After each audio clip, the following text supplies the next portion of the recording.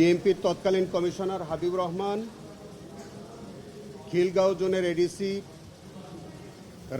রাশেদুল ইসলাম, খিলগাঁও থানার ওসি রামপুরা থানার OC Moshiur Rahman, ASI চঞ্চল চন্দ্র সরকার এবং সাব ইন্সপেক্টর তরিকুল ইসলাম, এই 5 জন আসামির বিরুদ্ধে আমাদের আইসিটি-বিডি কেস নাম্বার 3/2025 এই মামলাটির বিচার শেষে আজকে রায় প্রকাশিত হয়েছে। এই মামলার ঘটনায় 2 জন শহীদ হওয়ার ঘটনা এবং 2 জন গুরুতর আহত হওয়ার ঘটনা ছিল।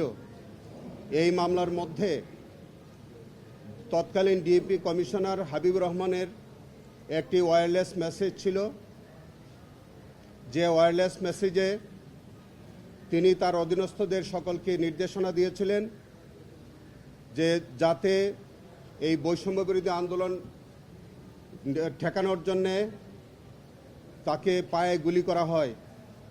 মৌখিক নির্দেশনা ছিল কোমরে গুলি করার, বাস্তবে সকলকেই বুকে মাথায় গুলি করে হত্যা করা হয়েছে।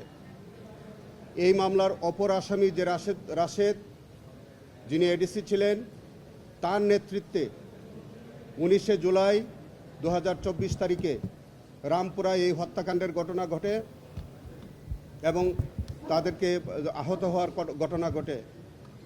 চঞ্চল সরকার কার্নেশে ঝুলে থাকা আমির হোসেনকে নির্বিচারে গুলি করে। তিনি একটি ভিডিও বার্তায় উনি এই ঘটনা স্বীকার করেন। তারিকুল ইসলাম তিনি চঞ্চল চন্দ্র সরকারের সাথে এই আহত এবং নিহতদের নির্বিচারে গুলি করে তাদেরকে হত্যা করে এবং আহত করে। এই মামলার মধ্যে চঞ্চল সরকার তিনি একটা এক্সট্রা জুডিশিয়াল কনফেশনাল স্টেটমেন্ট দেন এবং তিনি এই গুলি করার ঘটনা স্বীকার করেন। তার স্বীকারোক্তি অনুযায়ী তিনি আমাদের অন্যতম ভিকটিম আমির হোসেনকে কার্নিশে ঝুলে থাকা অবস্থায় তাকে গুলি করার অপরাধ তার বিরুদ্ধে প্রমাণিত হয়।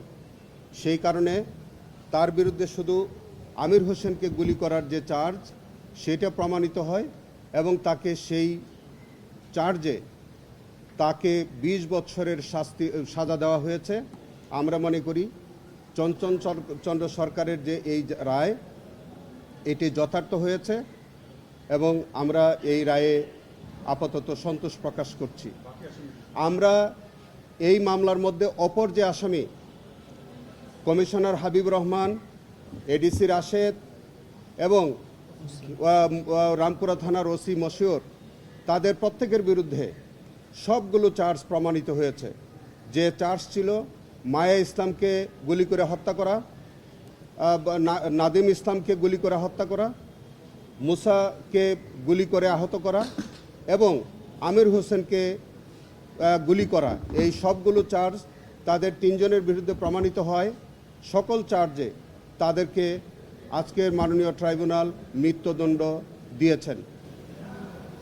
এই অপর যে আসামি তরিকুল ইসলাম, তার বিরুদ্ধেও এই তাদের সহযোগী হিসাবে তারা তাকে এই হত্যাকাণ্ড এবং আহত করার যে অভিযোগ, যে চার্জ ছিল সেটি প্রমাণিত হয়, তাকে যাবজ্জীবন সাজা প্রদান করা হয়েছে।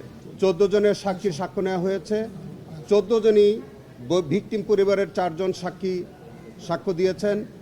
এই মামলার মধ্যে আমরা ভিডিও বার্তা, যেটা ভিডিও ক্লিপ ছিল, সেটা আমরা আদালতে প্রদর্শন করেছি।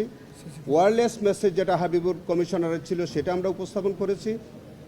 এই মামলার মধ্যে আনুষঙ্গিক যে আহত এবং নিহত হওয়ার সপক্ষে যেসব এভিডেন্স ছিল সেগুলো আমরা উপস্থাপন করেছি এবং আজকে এই মামলাটি সম্পূর্ণরূপে সন্দেহাতীতভাবে প্রমাণিত হওয়ায় মাননীয় ট্রাইব্যুনাল 3 জন আসামিকে মৃত্যুদণ্ড, আসামি তরিকুল ইসলামকে যাবজ্জীবন, চঞ্চল সরকারকে 20 বছরের কারাদণ্ডে দণ্ডিত করেছেন।